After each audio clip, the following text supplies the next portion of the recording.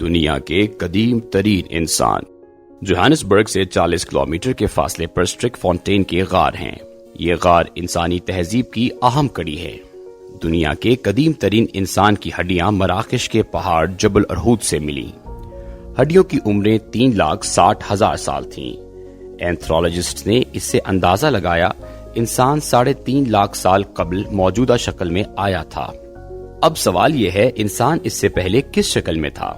اس کا جواب South Africa کے اسٹرک فونٹین غار دیتے ہیں۔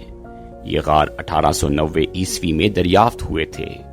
زمین سے چونا تلاش کرنے والوں نے اسٹرک فونٹین کے مقام پر کھدائی شروع کی اور زمین کے اندر اچانک وسیع غار دریافت ہو گئے۔ غار محض غار نہیں تھے، یہ جادو نگری تھی، اور وہ جادو نگری منہ سے بول رہی تھی۔ وہاں کبھی زندگی دوڑتی، بھاگتی اور تڑپتی مچلتی رہتی تھی۔ محققین 1936 عیسوی میں ان غاروں میں اترے اور 1947 عیسوی میں ایک خاتون کا ڈھانچہ ان کے ہاتھ لگ گیا۔ یہ پروفیسر ریمنڈ ڈارٹ اور ڈاکٹر رابرٹ بروم کی مشترکہ دریافت تھی۔ خاتون ڈھانچے کا نام مسز پیلس رکھا گیا۔ وہ خاتون 20 لاکھ سال پرانی تھی اور وہ بن مانس اور انسان کی درمیانی کڑی تھی۔ انسانوں کی یہ قسم ایسٹروپیتھیسین کہلاتی ہے۔ یہ انسانوں کی طرح 2 ٹانگوں پر چلتی تھی، لیکن اس کا دماغ چھوٹا اور جسم بن مانس جیسا ہوتا تھا۔ وہ بولنا نہیں جانتی تھی۔ مسز پیلس ایک بڑی دریافت تھی اور اسے آگے چل کر موجودہ انسانوں سے پہلے کے انسانوں کی ماں قرار دے دیا گیا۔ اس دریافت نے مزید تحقیق کو ہوا دی۔ سینکڑوں طالب علم غاروں میں اترے اور 1994 میں پہلی مرتبہ 35 لاکھ سال پرانا ڈھانچہ مل گیا۔ اس ڈھانچے کا نام لٹل فٹ رکھا گیا۔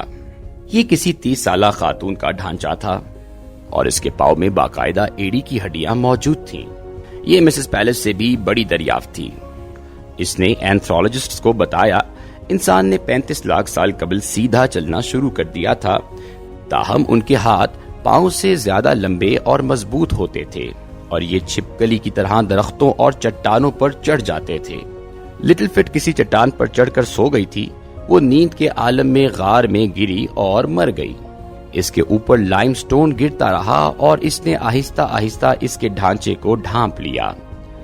1994 میں ڈاکٹر رونالڈ جے کلارک کو اس کی پہلی ہڈی ملی اور اس نے اس کا باقی جسم تلاش کرنا شروع کر دیا، یہاں تک کہ 1997 میں اس کا جسم تقریباً مکمل ہو گیا۔ ہڈیاں جوڑی گئیں تو پتا چلا لٹل فٹ کے دور میں انسان کا قد 4 فٹ ہوتا تھا۔ اس کے پاؤں میں ایڑی کا اضافہ ہو چکا تھا۔ یہ سیدھا چل سکتا تھا، تاہم یہ چھپکلیوں کی طرح چٹانوں اور درختوں پر بھی چڑھ سکتا تھا۔ یہ دوسری اہم دریافت تھی اور اس دریافت کے بعد سائنسدان اسٹرک کے غاروں پر پل پڑے اور انہوں نے انسانوں سے پہلے کے 500 انسان دریافت کر لیے۔ یہ انسان فوسل کی شکل میں تھے اور یہ چونے کی چٹانوں میں دفن تھے۔ غاروں سے مختلف جانوروں اور کیڑے مکوڑوں کے فوسل بھی ملے۔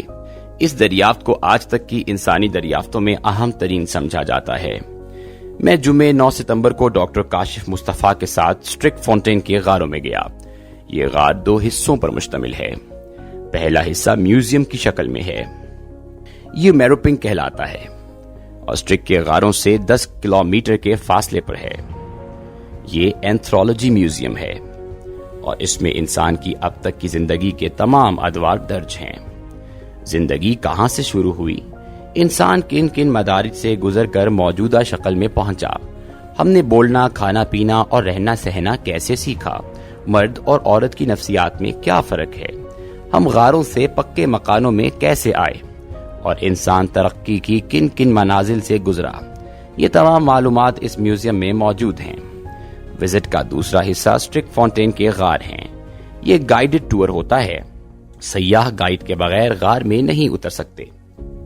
ہمیں سب سے پہلے لوہے کے بھاری ہیلمٹ پہنائے گئے اور اس کے بعد بتایا گیا آپ اگر دل، سانس یا ہڈیوں کے امراض کا شکار ہیں یا آپ کو اندھیرے اور تنگ جگہوں سے ڈر لگتا ہے تو آپ ان غاروں میں جانے کی غلطی نہ کریں۔ گائیڈ نے ہمیں ڈرانے کی ٹھیک ٹھاک کوشش کی، لیکن ڈاکٹر کاشف مصطفیٰ کیونکہ اس مرحلے سے پہلے بھی گزر چکے تھے، لہٰذا انہوں نے مجھے حوصلہ دیا۔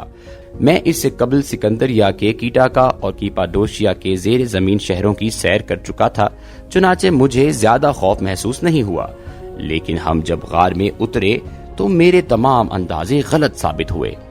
یہ جگہ واقعی خوفناک اور مشکل تھی۔ وہ جگہ عام قسم کے کھیت تھے، دائیں بائیں ہر طرف جھاڑیاں اور درخت تھے، اور ان درختوں کے درمیان اچانک غار کا چھوٹا سا دہانہ آ جاتا تھا۔ دہانے کے اندر پتھریلی سیڑھیاں بنی تھیں۔ ہم جو ہی اندر داخل ہوئے تو وہ سیڑھیاں ہمیں آہستہ آہستہ 60 میٹر نیچے لے گئیں، اور 60 میٹر نیچے ایک مختلف دنیا ہمارا انتظار کر رہی تھی۔ غار کے اندر دائیں بائیں سینکڑوں غار تھے، اوپر سے نوکیلی چٹانیں لٹکی ہوئی تھیں۔ ہم اوپر دیکھتے تھے تو دل منہ میں آ جاتا تھا، اور دائیں بائیں نظر ڈالتے تھے تو کانوں میں نبض دھڑکنے لگتی تھی۔ سفر بہت مشکل تھا، جھک کر سر بچا کر نکلنا پڑ رہا تھا۔ 8-10 ایسے مقامات بھی آئے جہاں سے گزرنے کے لیے بلیوں کی طرح پاؤں اور ہاتھوں سے کرالنگ کرنا پڑی۔ چٹانوں پر ابھی تک ہزاروں فوسل موجود تھے، چھتوں سے بعض جگہوں سے پانی رس رہا تھا۔ اندر پانی کی ایک طویل جھیل تھی۔ گائیڈ نے بتایا یہ جھیل 7 کلومیٹر لمبی ہے، تاہم اس کی گہرائی کا اندازہ آج تک نہیں ہو سکا۔ 2005 میں ڈیو شاو نام کا ایک نوجوان جھیل میں ڈوب کر مر گیا تھا۔ وہ جھیل کی گہرائی ناپنے کے لیے پانی میں داخل ہوا، اور پھر 3 ہفتے بعد اس کی لاش ملی۔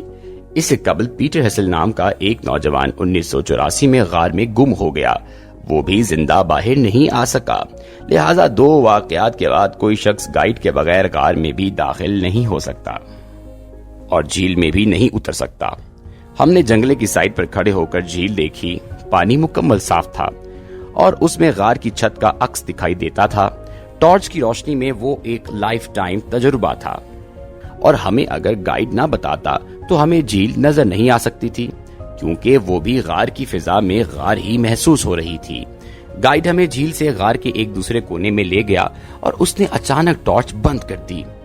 اف خدایا، میں نے زندگی میں اتنا گھپ اندھیرا نہیں دیکھا تھا۔ وہاں روشنی کی ایک کرن تک نہیں تھی، اور اس اندھیرے میں صرف گائیڈ کی آواز گونج رہی تھی۔ اس کا کہنا تھا، آپ اگر 1 ماہ اس جگہ پر رہ لیں تو آپ کی بینائی مکمل طور پر ختم ہو جائے گی۔ اس جگہ سے ملنے والے فوسل میں آنکھیں نہیں تھیں۔ یہ سن کر میرے جسم میں جھرجھری سی آ گئی۔ ہمارے گروپ میں موجود باقی لوگ بھی اونچی اونچی سانسیں لینے لگے۔ گائیڈ نے بھی ٹارچ جلائی، اور اس معمولی سی روشنی نے پورے غار کو بقائے نور بنا دیا۔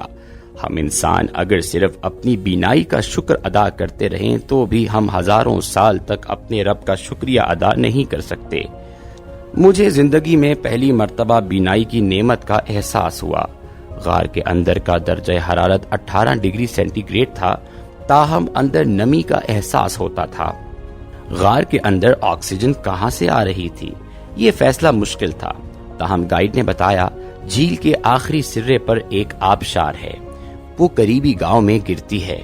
غار کے مختلف حصوں میں سوراخ بھی تھے، اور وہاں سے روشنی بھی چھن کر اندر آ رہی تھی، لیکن ان مقامات کی تعداد بہت ہی کم تھی، اور وہاں سے اونچائی بھی زیادہ تھی۔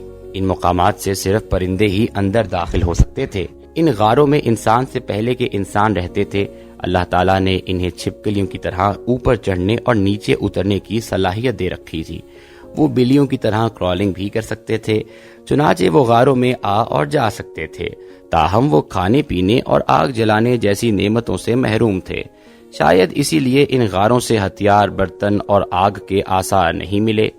وہ انسان جانوروں کی طرح کچا گوشت، سبزیاں اور پھل کھاتے ہوں گے، اور جانوروں ہی کی طرح ننگے رہتے اور حیوانوں جیسی زندگی گزارتے ہوں گے۔ اینتھرولوجسٹس ان دونوں جگہوں کو انسانیت کا جھولا، کریڈل آف ہیومن کائنڈ کہتے ہیں۔ محققین کا دعویٰ ہے انسان افریقہ سے باقی دنیا میں پہنچا تھا، شاید اسی لیے آج تک انسانوں کے تمام قدیم ڈھانچے افریقہ سے نکلے۔ لٹل فٹ اور مسز پیلس ساؤتھ افریقہ میں دریافت ہوئی۔ لوسی نام کی ایک مکمل عورت ایتھوپیا سے نکلی، اور انسان کی موجودہ شکل مراکش کے پہاڑوں میں ملی، جبکہ انسان کی قدیم ترین سویلائزیشن آسٹریلیا کے ابروجینی تھے، اور ان کے جینز بھی افریقی تھے۔ اور ہم نے اس دن کریڈل آف ہیومن کائنڈ میں اپنا سارا ماضی دیکھا. ہم کیا تھے اور اللہ کی مہربانی سے ہم کیا بن گئے. اللہ نے ہم پر کتنا کرم کیا. یا پروردگارا، تیرا لاکھ لاکھ کرم، لاکھ لاکھ احسان ہے.